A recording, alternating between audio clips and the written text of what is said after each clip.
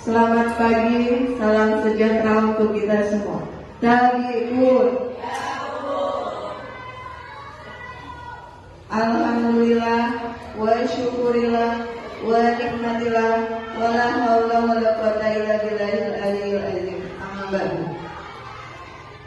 Yang saya hormati Ibu Sri Wahyuni SPD selaku Kepala Sekolah SD Negeri 10 Tulang Bawang Tengah, dan Bapak Ibu guru yang saya hormati dari SD Negeri 10 Tulang Bawang Tengah. Marilah kita panjatkan puji dan syukur kehadirat Allah Subhanahu wa Ta'ala, yang mana pada pagi hari ini kita dapat berkumpul dalam acara desimilasi guru penggerak nasional.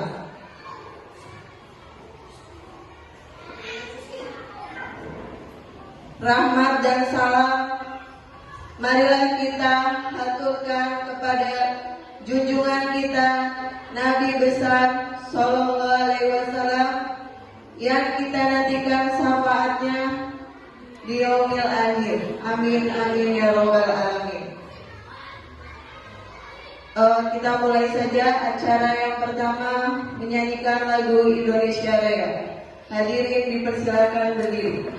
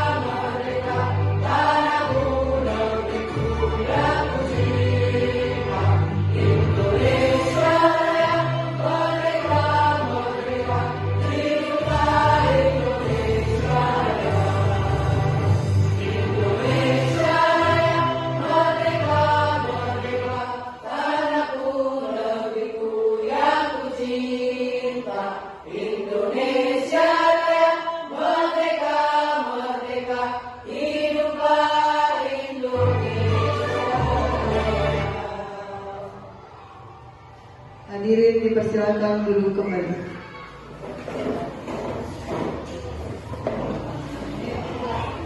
Acara selanjutnya, sambutan Kepala Sekolah SD Negeri 10 Tulang Bawang Tengah kepada Ibu Sri Wahyuni SPD, dipersilakan.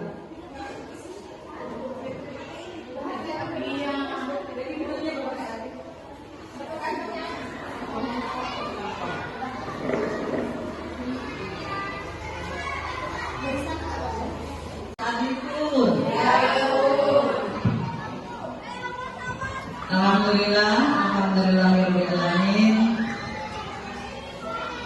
Marilah kita panjatkan bersyukur kepada Allah Subhanahu wa Ta'ala, karena berkat rahmat serta inayahnya kita bisa hadir di ruangan ini dalam rangka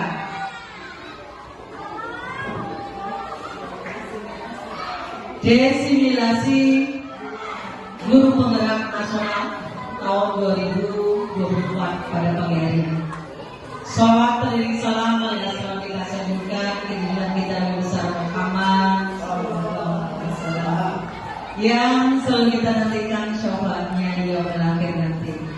Bapak Ibu sekalian, terima kasih atas kehadirannya. terima kasih atas waktunya, dan terutama sekali terima kasih kita di ruangan ini dapat menambah pengetahuan. Kemudian harapan saya ke depan, Ibu Dayan lebih semangat lagi, semoga sukses selalu dalam menjalani semua kegiatan Guru Penggerak Nasional. Sekali lagi semangat dan sukses terus, dan pada kita semuanya dapat menjadi support, inspirasi bagi kita semuanya ke depan. Terima kasih. Assalamualaikum warahmatullahi wabarakatuh. Mari kita berdoa untuk yang mulai. Silakan Tuhan untuk keyakinannya. Mari untuk agama Islam. Bismillahirrahmanirrahim. Kepada Rasulullah Muhammad berdoa dari semua Muhammad berdoa Hamdan syakirin, hamdan mu'minin, hamdan jawabin Mustafa segala rakanan Gulkan yang segala segala tinggi saudara. Allahumma salli ala sayyidina Muhammad abdika wa rasulika nabiyil ummi. Allahumma ighfir lana dhunubana wa li walidayna warhamna kama rabbana saghira ya Allah. Allahumma arzuqna fahma nabiyyina wa hibbal mursalina wa ilhamal malaikatil muqarrabin. Ya Allah ya Rahman ya Rahim. Ajarlah segala kegiatan ini ya Allah dimudahkan, dilancarkan ya Allah. Rabbana atina fid dunya hasanah wa fil akhirati hasanah wa qina adzabannar. Walhamdulillahi rabbil alamin. Assalamualaikum warahmatullahi wabarakatuh. Bismillahirrahmanirrahim. Assalamualaikum warahmatullahi wabarakatuh. Tabipun.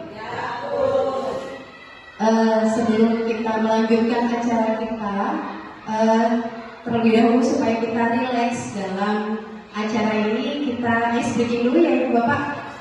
Ya. Bisa dibantu Ibu Farida.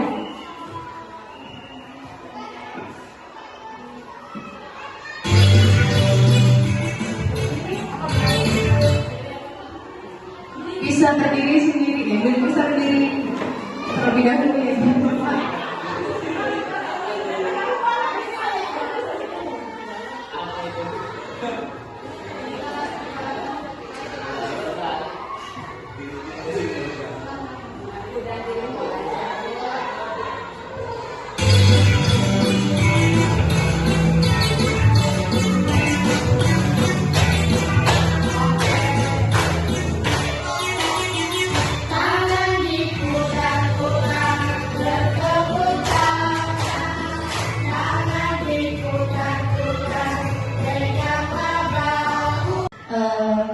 Di tahun 2024 ini saya merasa bangga, saya juga merasa luar biasa mendapatkan kesempatan yang Masya Allah mungkin sulit untuk didapatkan oleh semua orang, tetapi saya menjadi bagian kecil dari program ini. Alhamdulillah, saya juga insya Allah akan meneruskan apa yang saya peroleh di kegiatan CGP, di kegiatan Guru Penggerak, dan alhamdulillah begitu banyak ilmu yang saya peroleh, dan insya Allah saya akan dengan senang hati dan penuh dengan semangat untuk memberikan dan berbagi ilmu, berbagi praktik. Di sini saya juga masih banyak kekurangan, saya masih perlu banyak belajar diseminasi budaya positif di sekolah. Seperti yang kita ketahui Bapak Ibu, budaya positif di sekolah itu adalah apa sih Bapak Ibu, menurut Bapak Ibu? Ada yang mau memberikan tanggapan? Apa itu budaya positif? Silakan Ibu. Gak apa-apa. Silakan Bu Desma. Iya, menurut saya Ibu, budaya positif itu adalah hal-hal positif yang bisa kita lakukan atau hal-hal positif yang kita tahu yang bisa kita terapkan terhadap anak. Misalnya berdoa sebelum mulai pembelajaran, kemudian kita juga ada banyak kegiatan dari Senin sampai hari Sabtu yang kita terapkan terhadap anak. Itu banyak sekali nilai-nilai positif yang bisa diambil oleh anak-anak kita. Cukup, ya, oke. Terima kasih banyak. saya. Jadi budaya positif itu adalah kebiasaan-kebiasaan baik, nilai-nilai positif yang baik yang dapat kita terapkan di sekolah kita. Dan alhamdulillah budaya positif di sekolah kita ini, positif yang kita terapkan di sekolah kita, contohnya kita sudah menerapkan beberapa tema di setiap harinya di lingkungan sekolah kita. Dengan yang pertama ada penyambutan siswa setiap hari di depan gerbang oleh Bapak Ibu guru.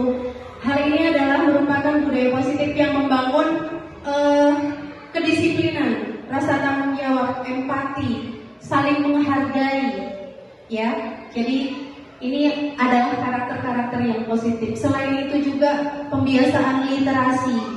Pembiasaan literasi yang kita lakukan setiap pagi yaitu dengan membaca 15 menit sebelum pembelajaran. Selain itu juga kita mengunjungi perpustakaan daerah.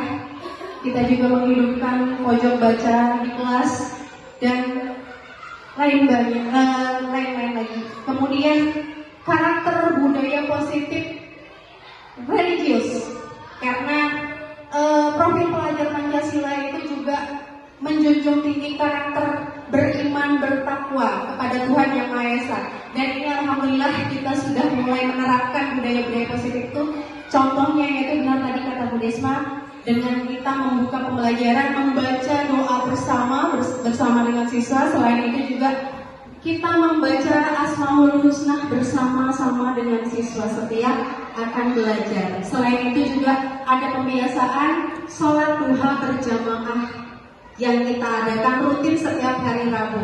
Alhamdulillah ini sudah berjalan dengan baik karena universal serta menciptakan murid yang merdeka dan mempunyai disiplin kuat sesuai profil pelajar Pancasila. Baik, next Mbak. Oke. Yang saya terapkan dalam melaksanakan budaya positif di sekolah kita tentunya tidak hanya saya, Dewan Guru yang lain juga ya. Sebelum kegiatan berlangsung, saya akan menghadap Ibu Kepala Sekolah untuk menjelaskan pentingnya penanaman budaya positif dan keyakinan kelas di sekolah, serta meminta izin untuk mendiseminasikan bersama rekan guru. Kemudian langkah yang kedua yaitu berkolaborasi dan berkoordinasi dengan wali kelas yang lain untuk membuat keyakinan kelasnya masing-masing. Nah, di sini keyakinan kelas nanti akan saya bahas pada materi selanjutnya. Ini penting kita lakukan sebelum kita melakukan pembiasaan atau pembiasaan nilai-nilai pada kesempatan pagi ini. Next, baik ya. Oke. Di sini ada tolak ukur. Kita membuat kesepakatan kelas, keyakinan kelas. Yang pertama yaitu menempatkan diri pada posisi kontrol manajer secara konsisten dan berkelanjutan. Kemudian menerapkan segitiga restitusi pada setiap masalah yang ada. Dan selanjutnya berkolaborasi dengan semua pihak demi terwujudnya budaya positif. Ini merupakan tolak ukur yang saya ambil dalam pembuatan desiminasi pada hari ini.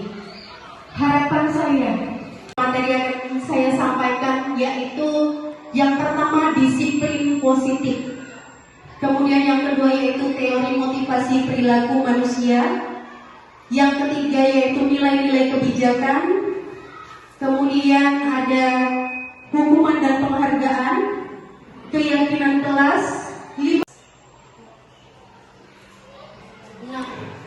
di sini apa itu disiplin positif? Disiplin positif adalah menumbuhkan disiplin yang didorong dalam diri anak tanpa hukuman dan hadiah. Nah, seperti tadi yang sudah kita bahas ya, disiplin positif adalah pembiasaan-pembiasaan baik yang kita tanamkan pada diri peserta didik kita. Apabila terjadi suatu permasalahan atau kasus di sekolah kita harus mendorong kedisiplinan positif dari dalam diri siswa tersebut. Jadi mereka misalnya seperti ini ya Bapak Ibu, ada contoh, ada anak yang datang terlambat ke sekolah. Jadi kita menumbuhkan rasa positif dulu dalam dirinya. Kita menanamkan rasa disiplin positif yang tumbuh secara internal dari dalam dirinya. Jadi dia melakukan, kita menanyakan dulu. Nah, ini ada tahap-tahapnya. Dari kasus-kasus seperti ini kita menanganinya tidak tidak sembarang ya Bapak Ibu. Ini ada tahap-tahapnya. Jadi kita harus melakukan pendekatan dulu. Selain itu juga ini nanti berkaitan dengan proses pembuatan keyakinan kelas. Nah, sebelum kita proses pembelajaran berlangsung pada awal pembelajaran, biasanya kita melakukan kesepakatan kelas. Bapak Ibu, saya mau bertanya, kesepakatan kelas yang dilakukan di kelas itu namanya kesepakatan kelas atau aturan kelas biasanya? Kesepakatan, iya. Tapi yang terjadi selama ini masih ada nggak yang pakai aturan kelas, tata tertib kelas? Tidak ada ya? Iya, alhamdulillah berarti sekolah kita darah tingginya. Penerapan disiplin positif harus menjadi gerakan bersama. Nah, disinilah poinnya. Jadi kesepakatan itu akan terlaksana dengan baik oleh peserta didik kita tanpa adanya paksaan, tapi muncul dari dirinya sendiri. Karena itu sudah merupakan kesepakatan antara kita dan peserta didik. Next, Mbak. Nilai-nilai kebijakan. Nah, nilai-nilai kebijakan di sini adalah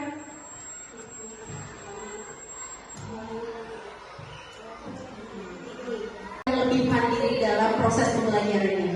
Kemudian bergotong royong. Nah, bergotong royong ini dapat kita lakukan di semua aspek. Ini juga menciptakan karakter siswa kita supaya dapat mampu bekerja sama dengan baik dan menghargai orang lain dalam melakukan tugas-tugasnya di sekolah.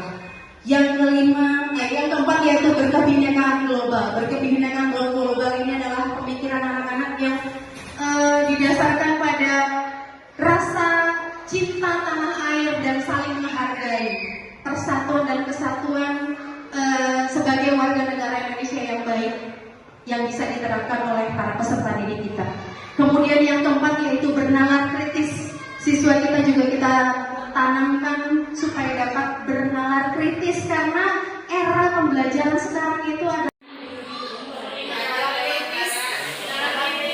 Ya, bernalar kritis. Saya lanjutkan. Filosofi Ki Hajar Dewantoro itu adalah pendidikan yang menuntun siswa. Menuntun siswa kita itu harus belajar berpusat pada siswa. Dan kita itu sekarang mau tidak mau mendidik siswa itu sesuai dengan kodrat alam dan kodrat zamannya. Jadi kita juga di sini memposisikan kita sebagai seorang pendidik yang mampu menjadi teman bagi peserta didik kita ya Bapak Ibu. Kemudian kita harus bisa menguasai IT berdasarkan dengan kodrat alam dan kodrat zamannya. Jadi kita tidak bisa menggunakan metode pembelajaran pada zaman dahulu. Kita sekarang itu mau tidak mau dituntut harus bisa IT karena tuntutan pada kodrat zaman, yaitu penerapan globalisasi dan digitalisasi. Seperti itu ya Bapak Ibu.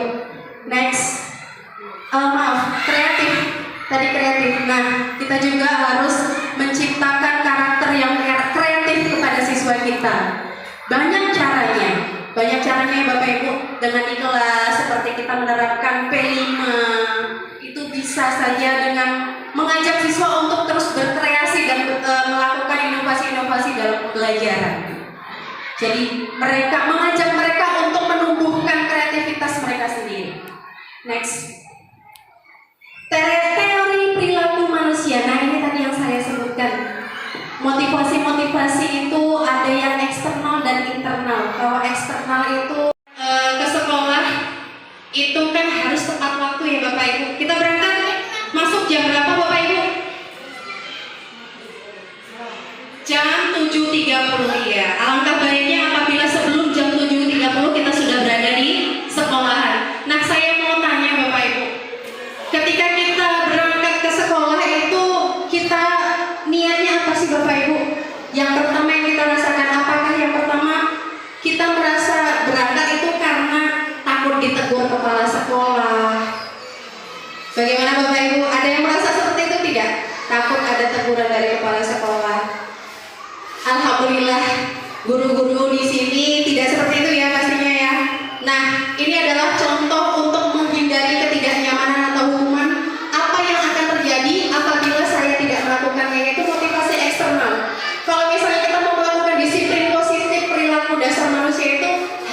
dalam diri. Jadi jangan karena saya mau berangkat, karena nanti saya ditegur sama kepala sekolah saya. Itu tidak mencerminkan perilaku yang berbudaya positif. Kemudian yang kedua, apakah kalau kita berangkat niatnya yang penting nanti saya itu nanti dapat julukan sebagai guru yang teladan. Nah, ini adalah imbalan. Nah, itu juga tidak mencerminkan budaya positif ya Bapak Ibu. Karena itu adalah motivasi eksternal dari luar. Dan kriteria yang paling baik itu adalah yang ketiga, untuk menghargai diri sendiri. Untuk menghargai diri sendiri, saya akan menjadi orang yang seperti apa apabila melakukannya, yaitu motivasi secara internal yang keluar dari dalam diri kita. Jadi kita berangkat ke sekolah itu niatnya karena memang kita bertanggung jawab atas apa yang menjadi tanggung jawab kita bersama sebagai seorang guru atau seorang pendidik. Seperti itu Bapak Ibu. Next. Nah, di hukum penghargaan, bahwa penghargaan berlaku sama dengan hukuman, dalam artian meminta atau membujuk seseorang melakukan sesuatu untuk memenuhi suatu tujuan tertentu dari orang yang meminta atau membujuk. Dorongannya eksternal dan ada faktor ketergantungan beberapa dampak dari pemberian penghargaan. Nah, di sini ada penghargaan. Di sini langsung saja Bapak Ibu, apa pengertian dari hukuman? Hukuman itu adalah bentuk sanksi yang diberikan sebagai akibat langsung dari tindakan melanggar hukum atau aturan. Kemudian yang kedua yaitu biasanya bersifat negatif dan bertujuan untuk menghukum pelaku, contohnya teguran atau penurunan nilai. Contohnya di sini bagaimana ya Bu? Ini tadi yang saya contohkan adalah apabila siswa kita berangkat datang ke sekolah terlambat, apa yang harusnya kita lakukan sebaiknya? Ada yang mau memberikan jawabannya Bapak Ibu? Ada siswa yang datangnya terlambat, sebaiknya juga seorang guru bukan langsung menyalahkan karena mereka terlambat, tapi guru juga harus ingin tahu, menanyakan kepada siswa tersebut kenapa datang terlambat. Jadi ada pendekatan secara naluri ya, sebagai orang tua di kelas. Jadi kalau ditanya kenapa, mungkin anak akan bercerita. Tapi kalau langsung dimarah, mungkin anak juga responnya udah beda. Itu menurut pendapat saya. Iya. Tidak boleh ya Bapak Ibu, karena itu adalah hukuman. Jadi sebaiknya kita melakukan tindakan secara konsekuensi.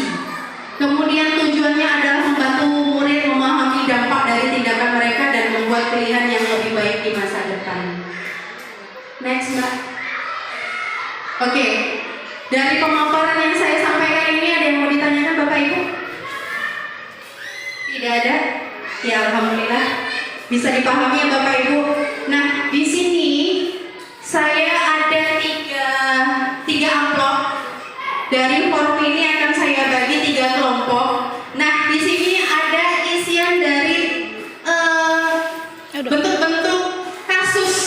Ini tugasnya adalah mengklasifikasi apakah ini berupa hukuman atau konsekuensi ya Bapak Ibu. Bersedia ya Bapak Ibu? Bersedia? Ini ada 3 kelompok saya bagi, 1 amplop 1 kelompok. Mohon maaf Ibu Bapak. Terima kasih. Nah, bisa dibuka di situ, ada banyak pertanyaan di sini dan nanti di sini ada tiga karton ya Bapak Ibu di belakang Bapak Ibu. Nah, itu bisa ditempelkan di situ. Mana kasusnya di sebelah kanan, kemudian yang termasuk hukuman atau konsekuensinya di sebelah kirinya. Monggo Bapak Ibu silakan. Iya, dipilih Bapak. Mulai di sebelah-sebelahnya. Nah, sebelah sini. Iya? Oke, malamnya Mbak.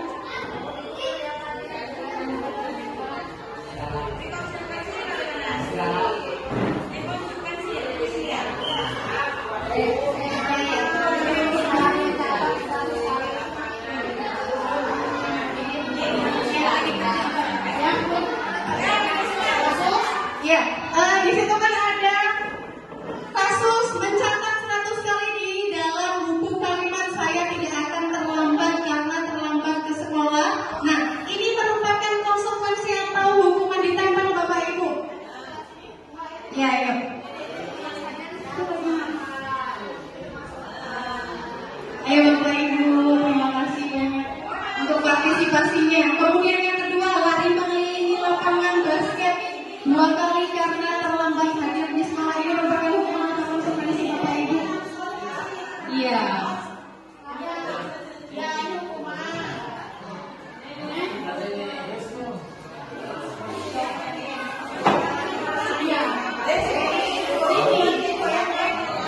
Bisa dilihat ya Bapak Ibu? Iya. Ini. Yang ketiga, murid diminta untuk push up 15 kali karena tidak menggunakan masker di sekolah. Itu merupakan hukuman atau konsekuensi.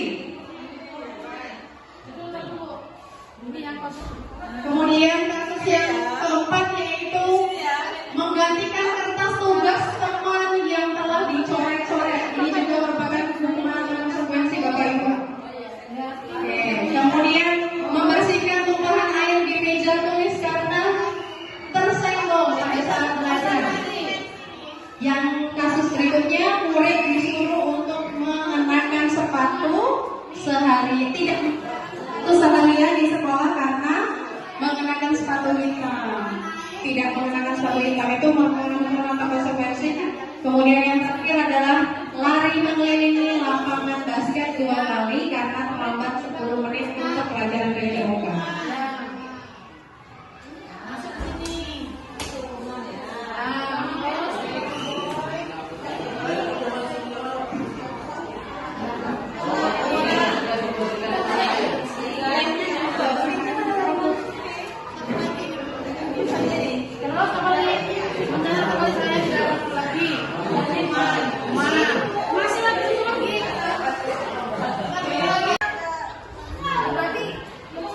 Bagaimana Bapak Ibu?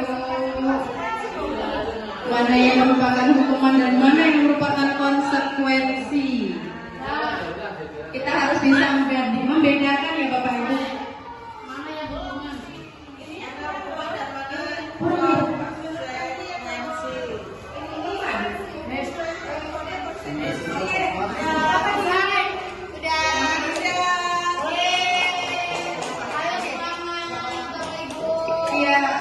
Sudah Bapak Ibu? Alhamdulillah. Kelompok berapa? Oke.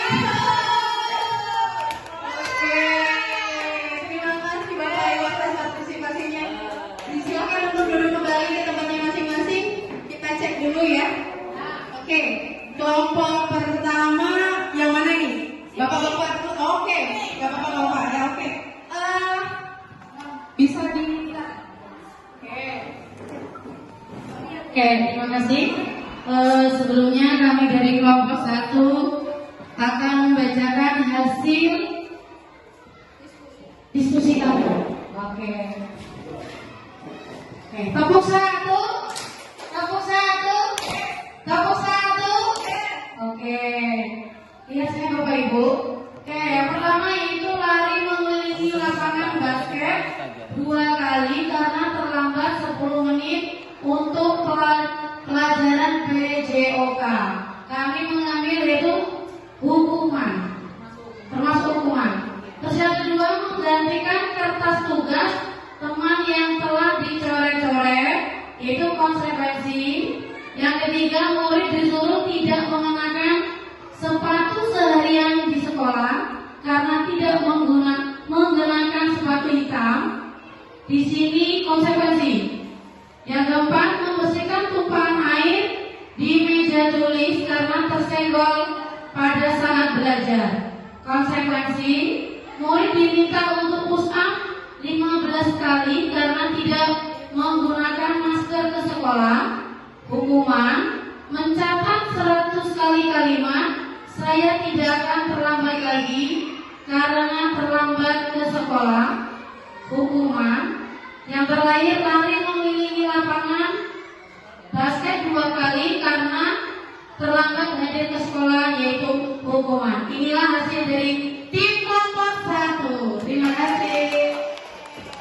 Terima kasih kelompok 1. Kita beri tepuk gongaren. Beri dia W, beri dia O, beri dia W. Wow, keren. Wow, keren. Wow, keren.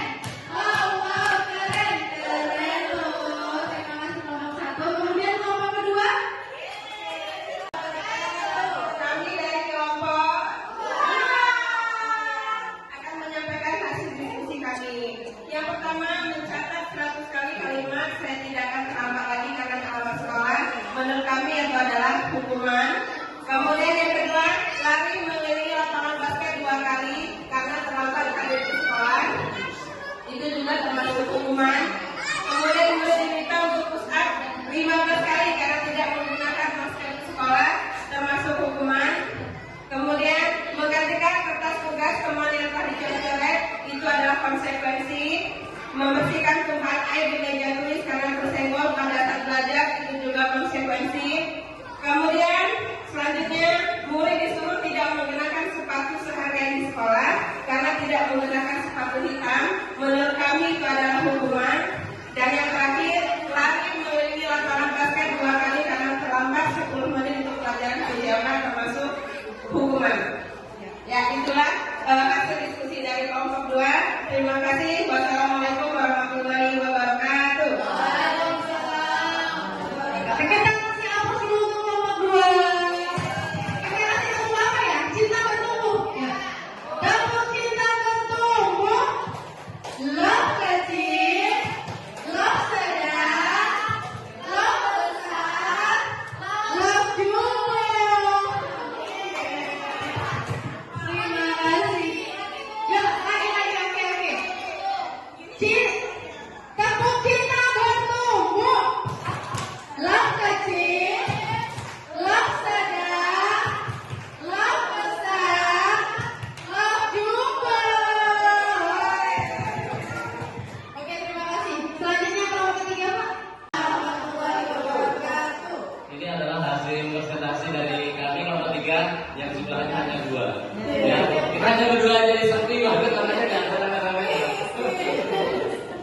Jadi akan kami bacakan mencatat 100 kali kalimat saya tidak akan terlambat lagi karena terlambat ke sekolah. Itu adalah termasuk hukuman.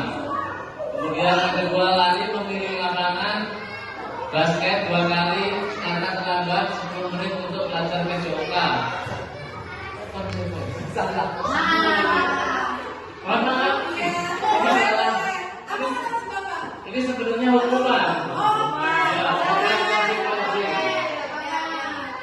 kemudian yang ketiga, lari menuju lapangan basket 2 kali karena terlambat. Oh, ada 2 yang aku yang ini. Oh, nggak apa-apa. Ini juga termasuk hukuman ya. Kemudian yang keempat, menggantikan kertas tugas temannya. Ini adalah konsekuensi.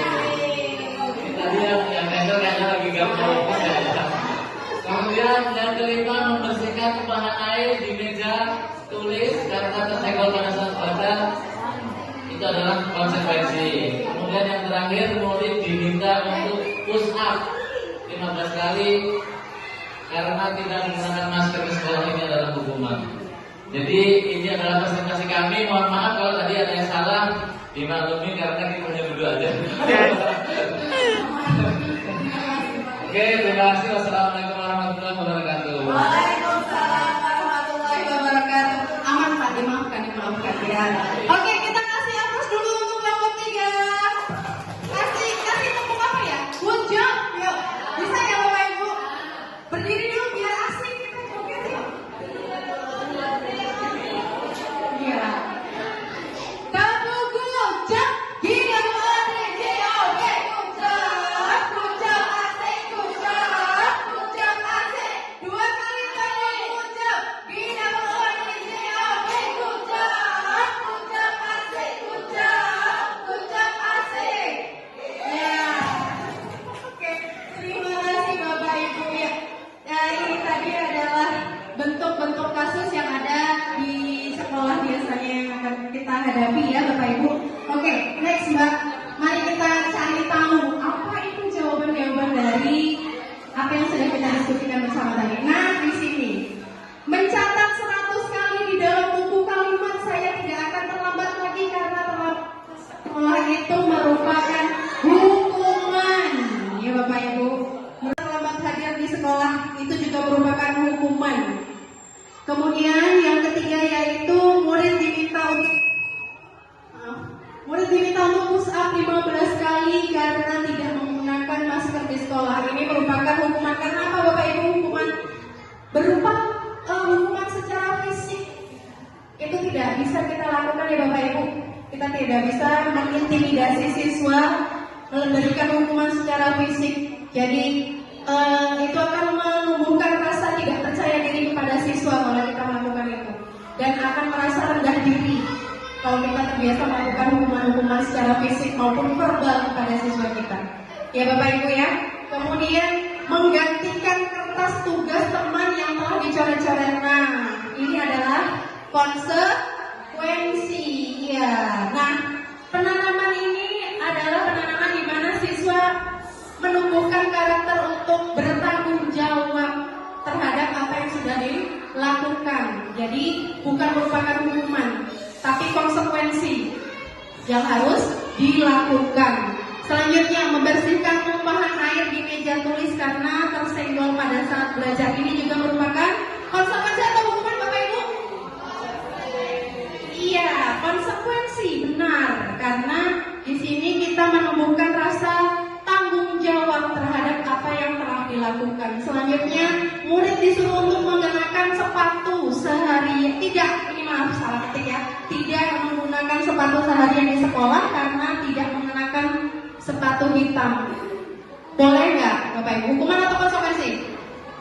Iya, hukuman. Ada yang konsekuensi? Tadi ada yang iya. Harusnya ini adalah hukuman ya Bapak Ibu, karena bentuknya fisik. Kemudian next. Nah, yang beda mungkin ini yang terakhir. Lari mengelilingi lapangan basket 2 kali karena terlambat 10 menit untuk pelajaran PJOK. Kalau menurut guru PJOK, ini adalah konsekuensi. Kenapa? Karena PJOK itu kan pembelajaran jasmani dan rohani, melatih disiplin. Jadi melatih kedisiplinan di dalam pelajaran PJOK itu secara konsekuensi ya Bapak Ibu. Baik, itu saja. Kemudian selanjutnya, nah di sini perbedaan hukuman dan konsekuensi. Di sini bisa kita lihat hukuman yaitu sesuatu yang menyakitkan harus terjadi, kemudian membuat anak sakit fisik maupun hati untuk jangka waktu yang lama. Jadi ketika kita memberikan hukuman itu akan mengena di hati siswa kita. Makanya kita tidak boleh melakukan hukuman secara fisik maupun verbal. Kemudian paksaan, mendorong anak menyakiti diri sendiri, konsep diri yang buruk, anak belajar untuk menyembunyikan kesalahan dan marah, rasa bersalah, dipermalukan, merasa tak dihargai. Kemudian kalau konsekuensi itu yang harusnya terjadi adalah membuat anak merasa tidak nyaman dalam jangka waktu yang pendek. Kemudian anak menghargai disiplin. Kemudian yang ketiga yaitu stimulus atau tanggapan. Dan yang keempat, mendorong anak agar mudah menyesuaikan diri. Yang kemudian yaitu konsep diri yang baik. Jadi konsekuensi itu akan menimbulkan konsep diri yang baik, bukan konsep diri yang buruk. Karena itu tadi, kalau hukuman itu merasa terintimidasi. Kemudian anak belajar untuk mematuhi peraturan yang timbul dari rasa tanggung jawabnya.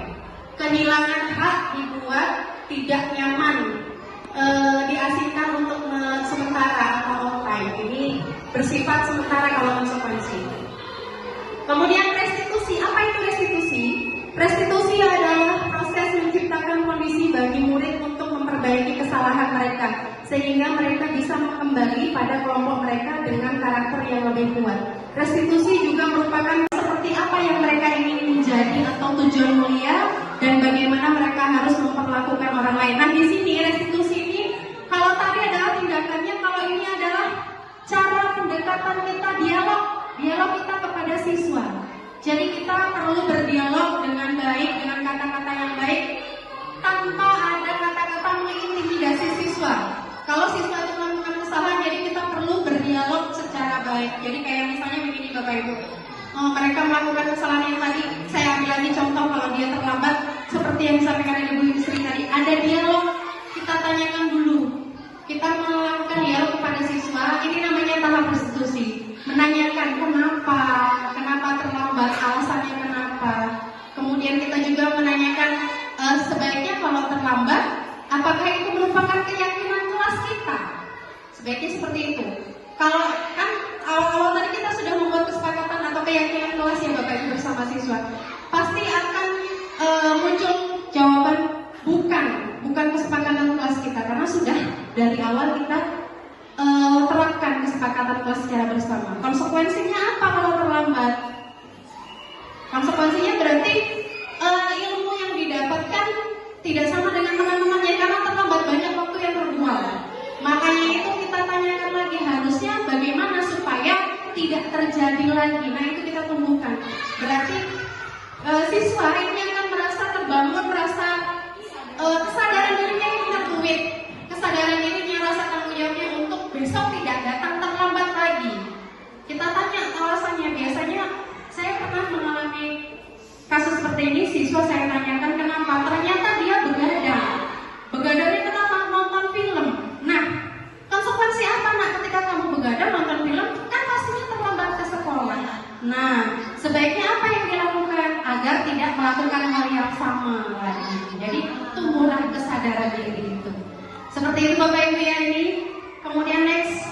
Nah, perbedaan hukuman dan konsekuensi tadi sudah kita bahas ya Bapak Ibu. Tadi sudah next boleh. Perbedaan tadi sudah. Oke. Keyakinan kelas. Nah, di sini tadi saya sudah singgung juga tentang keyakinan kelas. Next Mbak.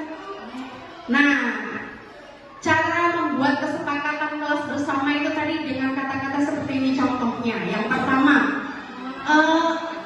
mengamalkan ajaran agama untuk kebaikan bersama. Nah, ini banyak konsepnya. Jadi ketika kita belajar di kelas bersama, kita menjunjung rasa keimanan dan takwa pada peserta didik dulu. Dengan apa? Berdoa dulu menurut agama dan kepercayaan masing-masing tadi. Kemudian pembiasaan murojaah, kemudian pembiasaan membaca Asmaul Husna, itu tadi dapat menimbulkan pengamalan ajaran agama untuk kebaikan bersama. Itu menjadi tolak ukur bagi siswa untuk melakukan hal-hal yang negatif ya Bapak Ibu.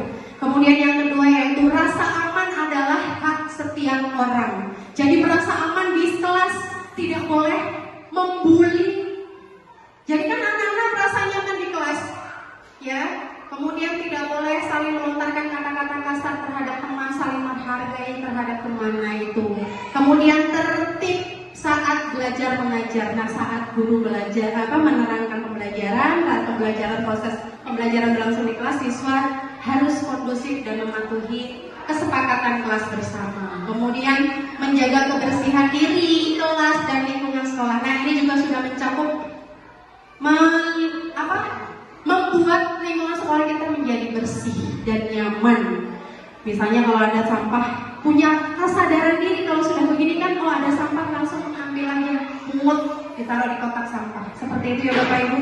Kemudian menciptakan suasana yang sejuk dan teduh di lingkungan sekolah. Alhamdulillah sekolahan kita ini asri Bapak Ibu, banyak tanaman-tanaman hijau. Ya, kemudian saling mengingatkan, mendukung dan membantu antar sekolah. Kemudian yang terakhir yaitu menata ruang kelas dengan gambar. Nah ini jadi dia tuh bersifat arogan. Nah ini tugas kita, PR kita bersama ya Bapak Ibu. Kita kenali dulu karakter anak kita, kebutuhan khususnya apa. Kemudian penguasaan. Nah anak-anak juga ini penguasaan. Kadang ada anak yang kayaknya nakal, butuh apa sih? Pengen merasanya berkuasa, pengen jadi penguasa gitu ya Bu. Nah ini juga kita harus kenali. Kemudian kebebasan. Nah kalau kebebasan ini kan karakter siswa itu bermacam-macam heterogen. Jadi ada siswa yang pembelajarannya audio visual, senang menggambar. Kalau belajar itu lebih cepat nyantol, mungkin sambil bermain game. Nah ini adalah tugas kita ketika kita belajar di kelas, dapat menciptakan kondisi siswa atau belajar yang sesuai dengan karakter siswa yang berpusat pada siswa ini tadi. Kembali lagi ke filosofi Ki Hajar Dewantoro. Kemudian kesenangan. Nah kesenangan ini juga tadi bermain, humoris, antusiasme, tertawa. Jadi kita belajar mengajar itu tidak serta-merta hanya diam terus serem rasanya ya kan. Nanti kita ditakutin sama siswa. Jadi ciptakan suasana pembelajaran yang menyenangkan.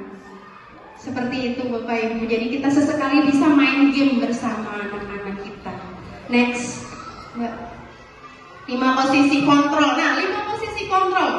5 posisi kontrol ini sebagai penghukum, pembuat orang merasa bersalah, teman, pemantau atau manajer. Nah di sini penghukum tadi kita bahas. Kalau ada siswa yang bersalah, apakah posisi kita sebagai penghukum? Tadi ada anak yang terlambat, kita suruh berdiri di depan kelas, itu sebagai penghukum. Membuat orang merasa bersalah, misalnya ada anak yang melakukan kesalahan, kita langsung menjudge orang itu. Kamu kenapa harusnya kayak gini? Kamu nggak boleh begini. Kamu itu kenapa kayak gini? Itu kan kayak, nah itu kan membuat rasa bersalah kepada siswa kita, itu tidak boleh ya Bapak Ibu. Kemudian teman, nah di sini mungkin kita sering menjadi teman kepada siswa kita. Jadi kita bertanya, memposisikan diri kita sebagai teman. Ini banyak kita lakukan ya Bapak Ibu, termasuk saya sendiri. Saya belum sempurna Bapak Ibu. Yang paling sempurna itu adalah manajer. Kalau manajer itu sudah sempurna, sudah baik. Tapi di sini saya banyak belajar dan sama-sama kita belajar ya Bapak Ibu. Saya sebagai pemantau dan sebagai teman bagi siswa.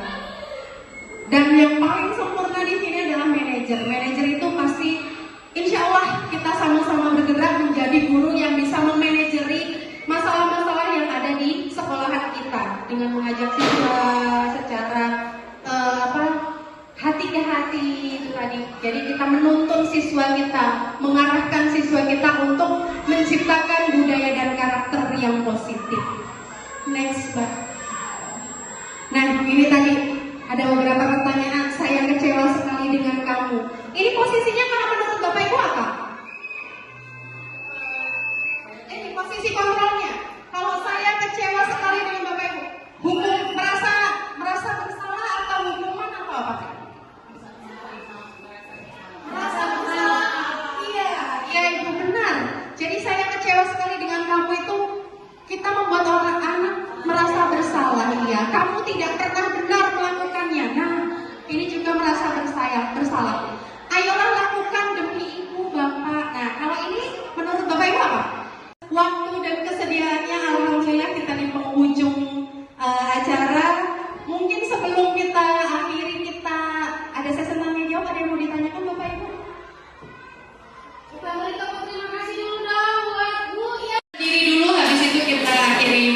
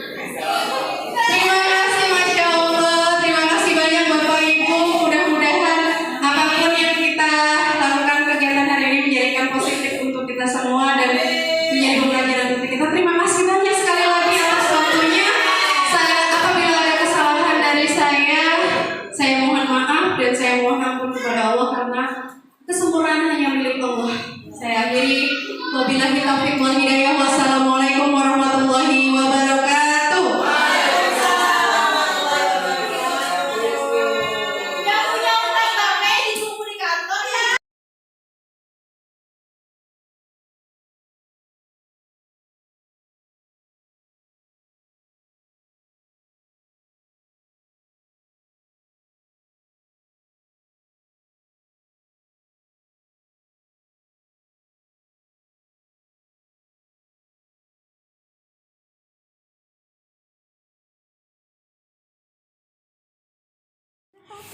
Mbak Anggun, tadi apa benar Mbak Anggun bertengkar dengan teman ya? Kenapa? Oh begitu. Jadi wajar saja kalau Mbak Anggun merasa kesal ya. Mungkin kalau ibu berada di posisinya Mbak Anggun, ibu juga merasa kesal. Lalu apa yang kamu lakukan kepada Andre? Lalu saya marah-marah kepada Andre dan saya melempar buku Andre karena saya kesal. Oh begitu. Pasti Anggun melakukan itu ada alasannya ya?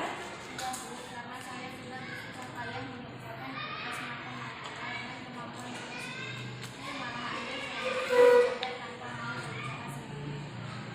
Iya, wajar saja kalau Anggun merasa marah atas perilaku yang dilakukan oleh Andre ke Mbak Anggun. Tapi Ibu menghargai apa yang dilakukan Mbak Anggun. Mbak Anggun tetap tidak, maksudnya tidak melakukan fisik, tidak melakukan kekerasan fisik. Mbak Anggun hanya melempar bukunya. Tetapi dari melempar buku itu apakah sudah merupakan keyakinan kelas kita? Nah, kalau misalnya menurut Mbak Anggun, apakah tindakan yang Mbak Anggun lakukan itu sudah merupakan keyakinan kelas kita, Mbak? Bukan.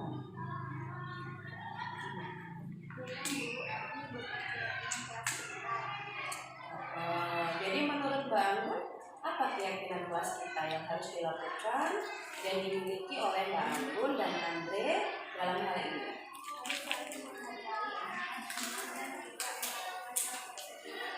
Iya, jadi harus saling menghargai, tidak boleh bertengkar. Jika memang Andre salah, sebaiknya diingatkan ya supaya tidak melakukan kesalahan yang sama.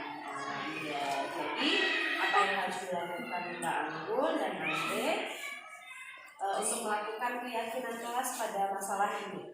Saya harus lebih bisa menahan emosi agar tidak melakukan hal yang melempar buku Andre dan saya harus lebih sabar lagi dan saling meminta maaf kemudian mengingatkan Andre agar tidak melakukan hal yang sama dan Ya, jadi harus lebih sabar lagi ya. Nanti setelah sebelum ini Mbak Anggun merasa sudah lega ya. Nanti minta maaf sama Andre dan saling menghargai satu sama lain ya. Bisa kembali ke kelas.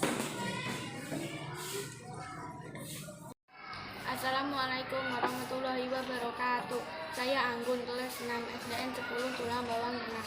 Saya sangat senang sekali karena saya diajak berdiskusi dengan Ibu Daryanti untuk dapat mengendalikan emosi saya dan amarah saya terhadap perilaku teman sekelas saya. Dan saya menjadi lebih sabar dan harus saling menghormati teman-teman.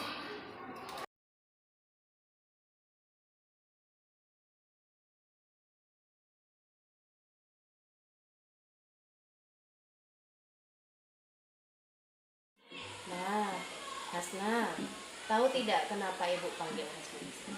Tidak, Bu. Nah, kok Ibu perhatikan Mbak Hasna ini beberapa hari sering terlambat datang ke sekolah. Kenapa? Iya, Bu. Maaf, saya sering terlambat datang ke sekolah. Kenapa Hasna sering terlambat? Karena saya sering tidur larut malam. Kenapa tidur larut malam? Saya sering menonton film, Bu. Nah, apakah yang Hasna lakukan itu sudah benar? Tidak, Bu. Oke, kalau begitu, menurut Hasna, kalau sering terlambat itu merupakan kesalahan bukan? Iya, Bu. Oke, baiklah. Melakukan kesalahan itu adalah hal yang manusiawi dan wajar. Jadi manusia itu sering melakukan kesalahan karena tidak semua orang itu memiliki sifat yang sempurna ya Nak ya. Iya, Bu. Saya mengakui kesalahan tersebut. Oke, kemudian apakah dengan datang terlambat merupakan keyakinan kelas kita Mbak? Tidak, Bu. Nah, sebaiknya apa yang Hasna lakukan? Sebaiknya yang saya lakukan adalah saya tidak banyak tidur larut malam dan berusaha untuk datang ke sekolah tepat waktu dan melakukan kesepakatan kelas dengan baik. Oke, menurut Hasna di sini keyakinan kelas apa sih yang harus saya lakukan? Disiplin, Bu. Iya, bagus. Jadi menurut Hasna penting tidak membuat kesepakatan kelas agar kita dapat lebih disiplin lagi? Iya, Bu, sangat penting. Ya, sangat penting kedisiplinan itu ya, karena dengan hal ini kita jadi bisa lebih menghargai orang lain, ya kan? Terus menghargai waktu, ya Mbak Hasna ya. Dan kita menjadi lebih baik lagi. Iya, Bu, saya mohon maaf dan tidak akan melakukan kesalahan lagi. Oke, baik. Terima kasih Mbak Hasna. Karena Mbak Hasna sudah mau mengakui kesalahan dan berusaha untuk lebih baik lagi. Dan untuk menjaga kesepakatan kita bersama, Mbak Hasna harus berkomitmen ya. Ya, sepakat ya untuk tidak melakukannya lagi ya nak ya, agar lebih baik lagi ya. Boleh kembali ke tempat, boleh kembali ke kelas ya. Assalamualaikum, nama saya Hasna. Saya kelas 6 SDN 10 Tulang Bawang Tengah. Saya sangat berterima kasih karena saya sudah diajak berdiskusi dengan Bu Guru, sehingga saya dapat menjadi lebih disiplin lagi dan dapat menghargai waktu dan orang lain.